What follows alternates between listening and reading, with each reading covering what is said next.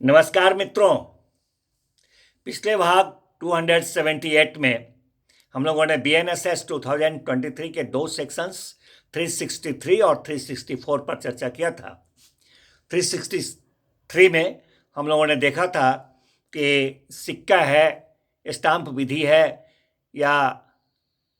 संपत्ति के विरुद्ध अपराध है, जो BNS 2023 के चैप्टर 10 और चैप्टर 17 में उल्लिखित है। तो चैप्टर 10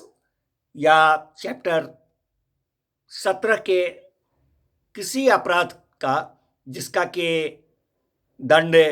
3 वर्ष या 3 वर्ष से अधिक है, कोई व्यक्ति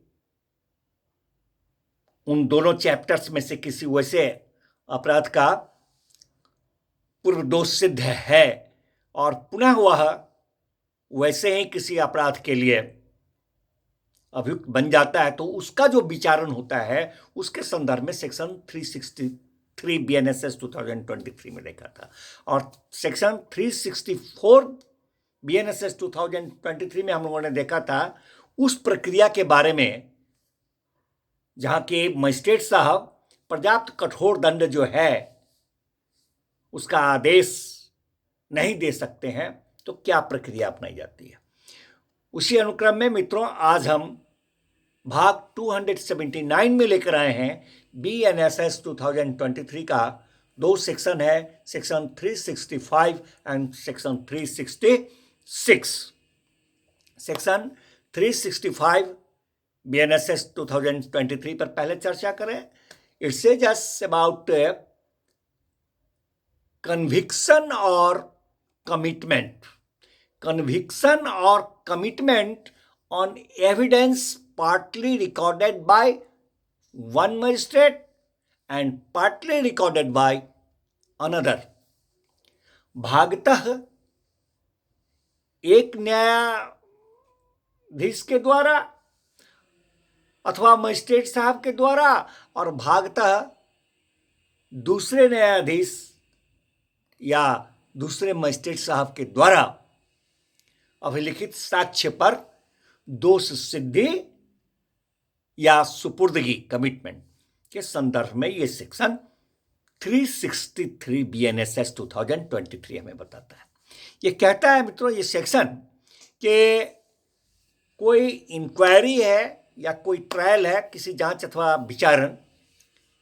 में साक्ष्य को पूर्णतः या भागतः फुल्ली और पार्टली सुनकर अभिलिखित करने के बाद कोई न्यायाधीश है या मजिस्ट्रेट साहब हैं, उस मामले में अधिकारिता का प्रयोग अगर नहीं कर सकते हैं और कोई अन्य न्यायाधीश या मजिस्ट्रेट हैं जिन्हें ऐसी अधिकारिता है और उसका प्रयोग करते हैं, तो वे जो हुए वो उनके पहले वाले जिन्होंने भागता या पूर्णतः अभिलिखित किया था साक्ष्य को, उनके ये बाद वाले उत्तरवर्ती हो जाते हैं। तो ऐसे उत्तरवर्ती न्यायाधीश अथवा उत्तरवर्ती जो मजिस्ट्रेट साहब हुए, वे अपने पूर्ववर्ती न्यायाधीश अथवा मजिस्ट्रेट साहब के द्वारा जो उस तरह से अभिलिखित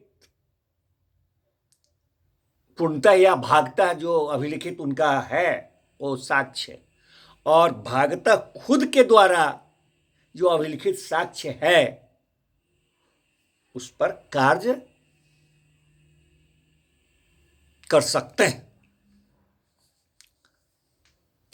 परंतु कहता है यह सेक्शन कि उत्तरवर्ती जो जज साहब हुए या मजिस्ट्रेट साहब, उनका अगर यह राय है, क्या राय है उनका, यह राय है कि पूर्व के किसी परीक्षा लिए हुए साक्षी का अतिरिक्त परीक्षा न्याय हित में आवश्यक है, तो वे जनाब उसे पुनः समन करके अतिरिक्त परीक्षा है, प्रति परीक्षा है या पुनः परीक्षा है यदि कोई हो, जैसा वे अनुज्ञात करें कर सकते हैं और ऐसा करने के बाद उस साक्षी को क्या कहते हैं कि उन्मोचित कर दे सकते हैं, डिस्चार्ज कर दे सकते हैं। मित्रों, कहता है ये सेक्शन कि ये जो संहिता है BNSS 2023, इसके उपबंधों के अधीन कोई मामला किसी एक न्यायाधीश महोदय से दूसरे न्यायाधीश महोदय को अथवा एक मजिस्ट्रेट साहब से दूसरे मजिस्ट्रेट साहब को अगर ट्रांसफर किया जाता है, अंतरित किया जाता है, तो उपरोक्त अर्थ में, उपरोक्त मतलब कि जो अभी वर्णन किया, उपरोक्त अर्थ में समझा जाता है कि पूर्व वाले जो मजिस्ट्रेट साहब हैं उसमें अधिकारिता का प्रयोग नहीं कर सकते हैं और पश्चात वाले मजिस्ट्रेट साहब उनके उत्तरवर्ती हो गए हैं। मित्रों, संक्षिप्त विचारण, समरी ट्रायल में, संक्षिप्त विचारण में, या जहां कार्यवाही जो है वह अंडर सेक्शन 361 के तहत रोक दी गई हो, या फिर जिसमें कार्यवाही सुपीरियर मजिस्ट्रेट साहब, वरिष्ठ मजिस्ट्रेट साहब को अंडर सेक्शन 364 BNSS 2023 उनको भेज दी गई हो, तो वैसी स्थिति में ये जो धारा हम लोगों ने 365 पर चर्चा किया, ये 365 की कोई भी बात जो है वैसे मामलों में लागू नहीं होगा। धन्यवाद मित्रों। इसी अनुक्रम में अगला सेक्शन है 366 BNSS 2023, उस पर भी हम लोग चर्चा कर लें। 366 BNSS 2023 says us about court to be open, न्यायालयों का खुला होना, न्यायालयों का खुला होना, court to be open. What it means? कहता है ये सेक्शन कि वह स्थान जहां के दंड न्यायालय जांच है अथवा विचारण है, ये सब करने के लिए बैठती है, तो वो जो स्थान है वो खुला न्यायालय समझा जाएगा, जिसमें कि जनता जो है साधारणतः प्रवेश कर सकेगी, जहां तक कि सोफार एज सुविधापूर्वक उसमें उस स्थान में समा सके, इसे खुला न्यायालय माना जाएगा। परंतु कहता है ये सेक्शन कि यदि प्रिजाइडिंग जज हैं या प्रिजाइडिंग मजिस्ट्रेट हैं, ठीक समझते हैं, पीठासीन जज या पीठासीन मजिस्ट्रेट साहब ये अगर ठीक समझें, तो वे किसी विशिष्ट मामले की जांच या विशिष्ट मामले के विचारण के किसी प्रक्रम में एट एनी स्टेज आदेश दे सकते हैं कि जनसाधारण या कोई विशेष व्यक्ति उस कमरे में या उस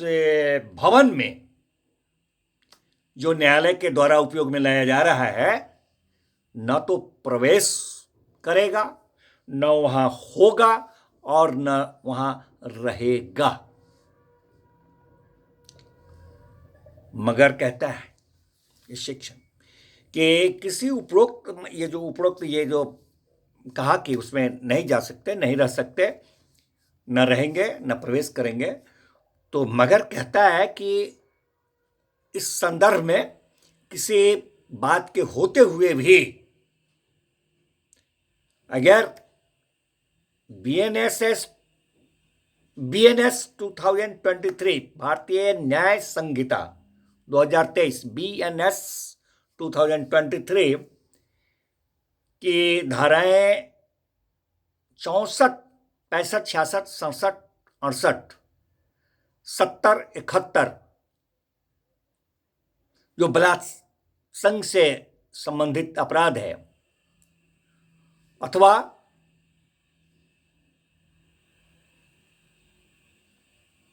POCSO act, protection of children from